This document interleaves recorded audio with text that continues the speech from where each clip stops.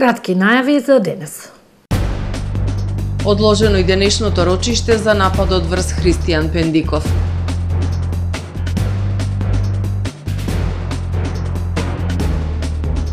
Се намалува невработеноста во Струшко.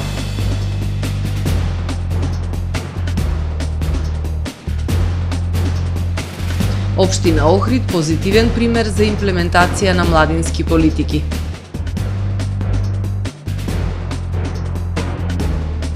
Нова премиера на Народен театар Охрид, чекајќи го Годо на Бекет, представа за сладокусци.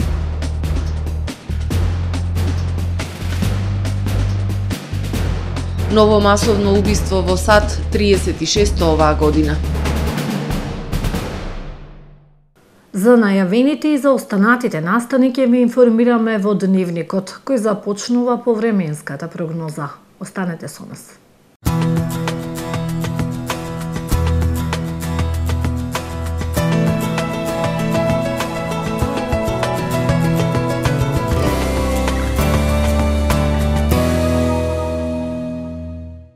Денес во Охрид имавме претежно сончево време со локална облачност. Максималната дневна температура изнесуваше 22 степени Целзиусови. Во петок во јужните делови на Европа, како и во крајните северни и североисточни предели ќе превладува стабилно време со локална облачност. Во останатите предели од Европа умерено облачно и нестабилно време со врнежи од дожд, кои што ќе бидат проследени со засилен ветер. Во северните предели студено време со пад на температурите, а локално и со слаби врнежи од снег. На Балканскиот полуостров утре ќе превладува умерено облачно и нестабилно време со врнежи од дожд, но релативно топло за овој период од годината. Во крајните јужни и источни предели претежно сончево и топло време со појава на локална облачност. Максималните дневни температури ќе се движат во интервал од 18 до 25 степени.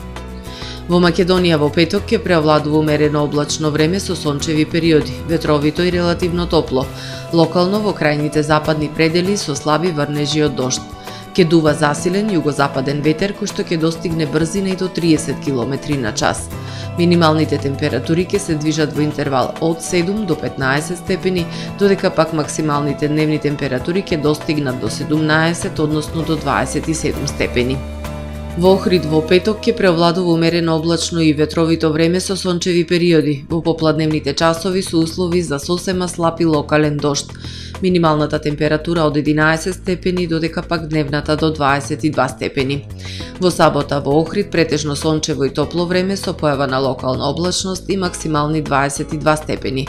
Во недела по свежото утро со температура од 8 степени, во текот на денот сончево и топло со максимални 21 степен. Во понеделник ќе преовладува сончево и топло време, утринската температура од 7 степени, додека пак максималната дневна ќе достигне до 20 степени Целзиусови.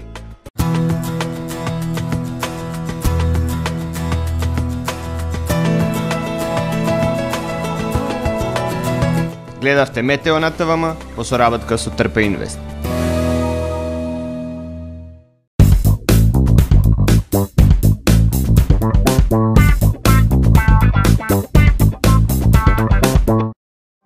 Тамаро е 25 години охридски водички лидер и препознатлив бренд.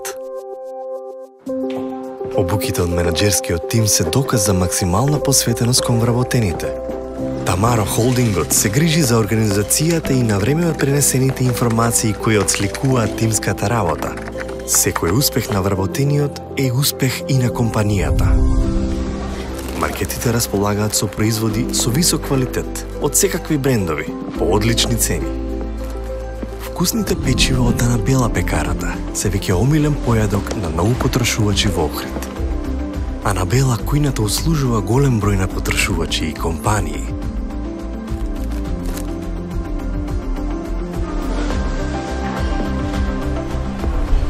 Рибарата е секогаш снабдена со најразлични видови на риба и морски плодови.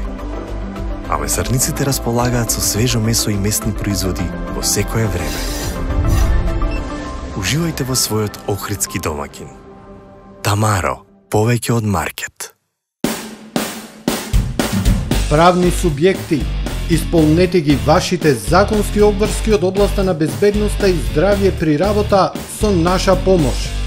Превентива инженеринг село Оробник. Вршиме прегледи и испитувања на работната средина и опрема, мерење на заштитното заземјување на електричната инсталација во објектот, обука за безбедност и здравје при работа на вработените лица, испитување на физичките штетности, микроклимата и осветленоста во работните простории. Изготвуваме изјава за безбедност согласно Законот за безбедност и здравје при работа. Единствени сме во регионот. Брзо, точно, навремено и по најниски цени. Превентива инженеринг, село Оровник. Добре дојдовте во светот на Кармен Бау Центар. Во беспрекорно уреден продажен простор, купувањето во еден Бау Центар никогаш не било попријатно. Со гордост ви го представуваме нашиот шоурум Мараци, со најголем избор на плочки од Мараци и санитарија од светски познатите брендови Грое, Колпасан, Идеал Стандард, Рока, Унитас. На располагање ви е нашиот архитект, кој ќе ви помогне во осмислување на вашиот проект. Располагаме со најбогатата палета на ламинат во државава. Одберете од 100 различни дизајни на Свис Кроно. Покрај стандардниот избор на фасадните системи Кнауф и Бекамент, ви нудиме богат избор на професионален алат на реномираните производители Бош и Дивол. Кармен Бау Центар на улица Железничка.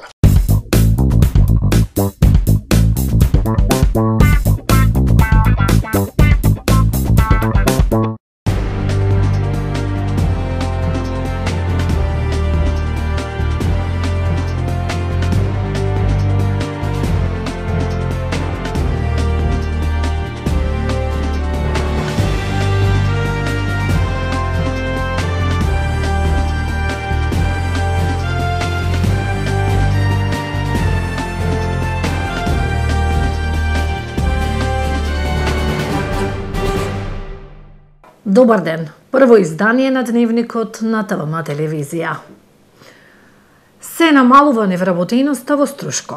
Годинава невработеноста е намалена за 5% во однос на минатата година. Најдефицитарен кадар во туристичка струга е квалификувани работници во хотелско-угостителскиот сектор, здравството и образованието. Од Агенцијата за вработување велат во регистарот на невработени дел се активни баратели на работа, но дел не бараат работа, само се запишуваат за здравствено осигурување. Се намалува невработеноста во Струшко. Во регистарот на подрачното оделение на Агенцијата за вработување во Струга се запишани 2814 невработени лица, што е намалување од 5% во однос на претходниот период. Загрижува тоа што расте бројот на високо квалификуван кадар кој бара работа, а меѓу нив голем е бројот на млади лица кои не бараат работа, само користат здравствено осигурување. Имаме млади лица кои што не сакаат да работат. Се пријавува само за социјално, остане здравствено осигурување. И затоа ми е греото, затоа што од една страна велиме невработени имаме, немаме кадар, а од друга страна имаме работници кои што не сакаат да работат. Според евиденцијата на Агенцијата за вработување, најдефицитарниот кадар во Струшко е во угостителството, здравството и образованието.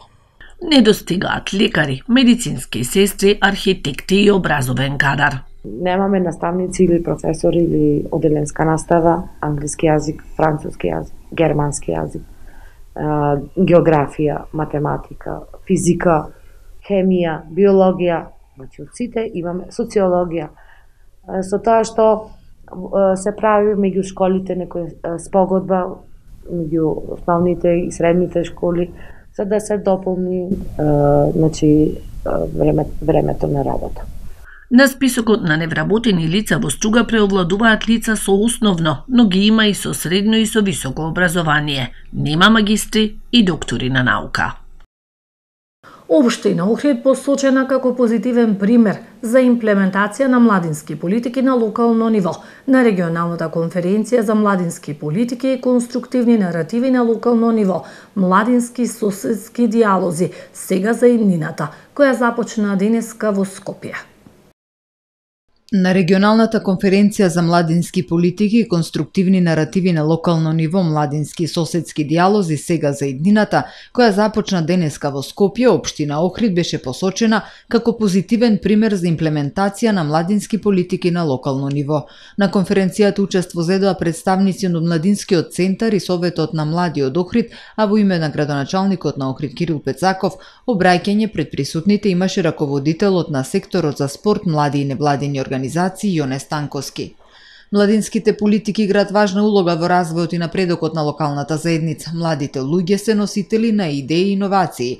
Затоа инвестирањето во нивното развивање и поддршката на нивните потреби е суштинско за обезбедување на посилни и одржливи локални заедници. Искрено се радуваме што општина Охрид прерасна во еден позитивен пример во нашата држава, бидејќи има успешна реализација не само на обврските согласно Законот за младинско учество, туку оди едно скалило погоре во насока на реализирање на конкретни мерки и проекти за подобар статус на младите. Особено сме горди на воспоставувањето и официјално отворање на Младинскиот центар, кој навистина прерасна во место со голема позитивна енергија, кој допрва ќе даде голем придонес во креирање и имплементирање на младинските политики.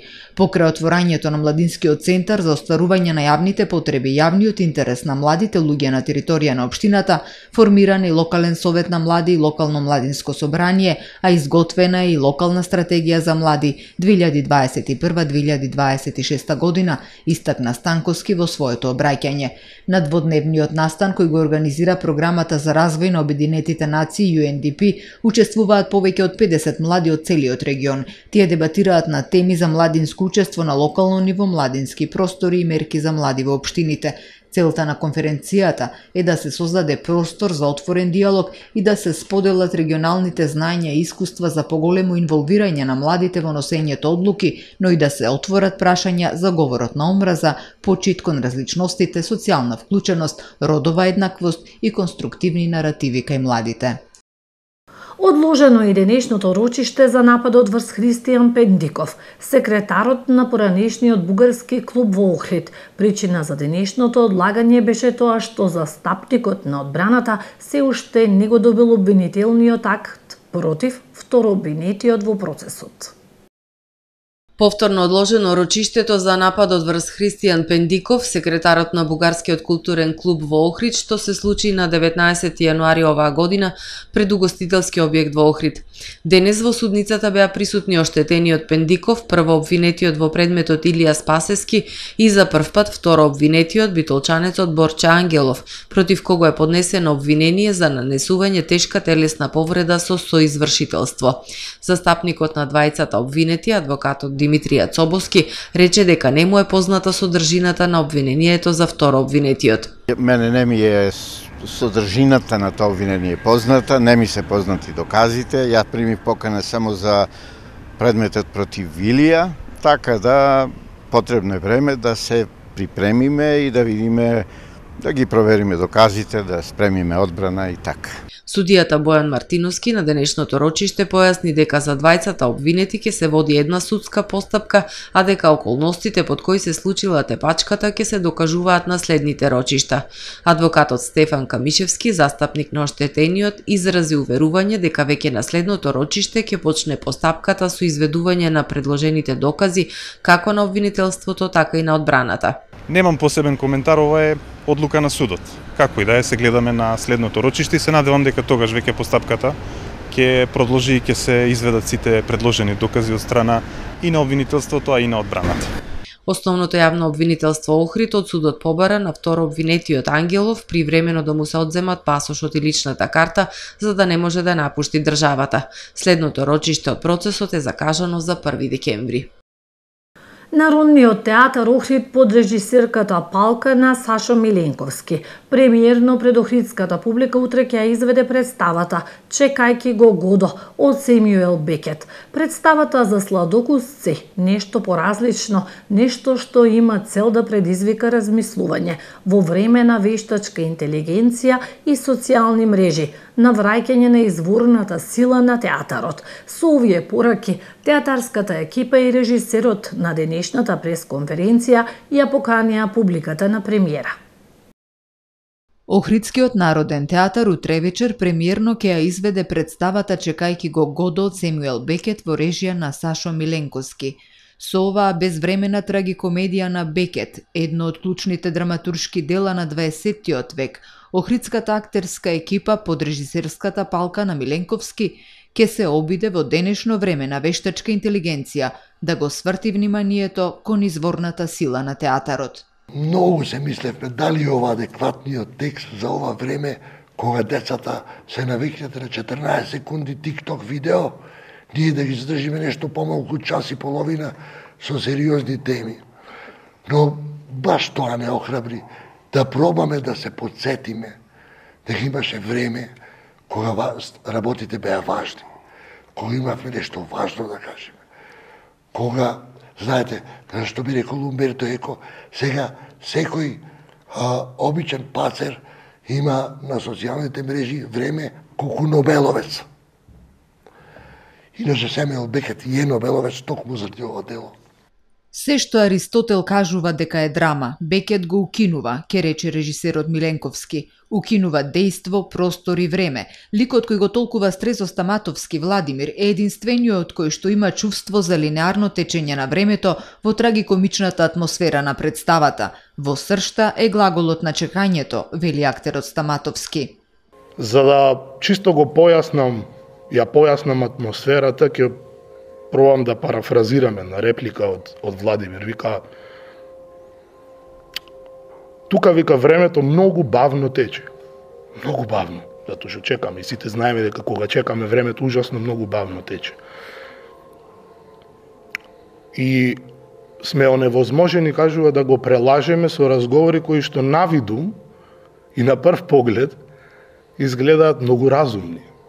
Се додека с истите тие разговори не ни преминат во навика. Навиката е практично несвесно спроведување на акции на телото и на мислата, кај што ние, а кои сме ние другото прашање, немаме никакво влијание врз истото. Темата на чекање е многу добро позната на македонскиот народ и театарот не секогаш е средство за забава, туку понекогаш треба да не предизвика да почнеме и да размислуваме за се она што ни се случува, вели актерот Никола Тодоровски кој го толкува ликот на Естрагон. Представата рековме дека има и сериозна нотка и комична нотка, значи е буквално нешто како предизвик кој што ни се случува во животот, ама ние не го забележуваме. Например, фактот дека тие двајца ликови чекаат, а замислете немаат мобилен во моментот. Значи, соочени се буквално со самите себе си и со се она што им се случува и времето и просторот немаат милост кон нив, затоа што она што им се случува се повторува до бескрај и нема бегање од темата. Народен театар Охрид поставува дело кој излегува од рамката на она на кој охридската публика е навикната како репертоарска политика, а тоа е главно комедијата, вели Павел Маслов. Публиката ќе има можност да проследи едно дело кое излегува од таа рамка и представува стожер на една театрологија и треба да биде почесто поставувано во рамките на репертоарската политика на секој еден театар. Треба да почнеме да не го гледаме театарот само како средство за релаксација, него и како средство за едукација, како медиум кој што со своите постановки ќе поттикне кај публиката начин на размислување. Сценографот Владимир Симоновски. Дрвото кое е централно во делото на Бекет, под кое двата главни лика чекаат, во оваа представа го заменува со две врати на пеколот. Чекајки го Годо е нешто кое што го објаснува чекањето. Ние сите ја чекаме нашата иднина и нашата иднина е фактички сеќавање на иднината заради тоа што ние сме сите дрва на кој што коренот ни е во иднината, а гранките ни се сега во оваа сегашност. Во оваа драма се е релативно. Времето, местото и ликовите, таков и ликот на господарот кој го толкува Филип Кипровски. Ликот кој што јас го толкувам е антагонистот. Тој ја представува тоталитаристичката моќ власта, која што е безвременска, да речеме дека е некој тип на ирод во нашиот прочит, и тој е оној кој што гази се пред себе и е тука за да покаже дека моќта е безвременска и е железна чизма за сите оние што ја носат таму, на таа позиција. Она што е празно губење на време додека се чека нешто што нема да дојде, сепак е подкрепено со надеж дека утре ќе биде подобро, дека утре можеби ќе дојде годо. Но тоа е символика која секој за себе треба да ја толкува, ќе каже актерот Стаматовски, додавајќи дека представата е за сладокусци, за луѓе кои сакаат да одгатнат мистерии на секоја една реплика во секоја сцена во секој момент. Премиерата е закажана во 20 часот, а картите веќе може да се купат на билетарата при Центарот за култура. Во продолжение да ги погледнеме вестите од светот. Ново масовно убиство во Америка, 36-то оваа година. Напаѓач со автоматска пушка убил 22 лица, а ранил повеќе од 50 во Левистон, во американската сојузна држава Мејн. Полицијата го идентификувала напаѓачот како Роберт Карт, кој бил инструктор по стрелање, а според локалните медиуми станува збор за лице кое имало психички проблеми. Според билтенот издаден од Центарот за информации и анализи на Мејн, се верува дека Карт е во армиските резерви стационирани во Сако, Мејн.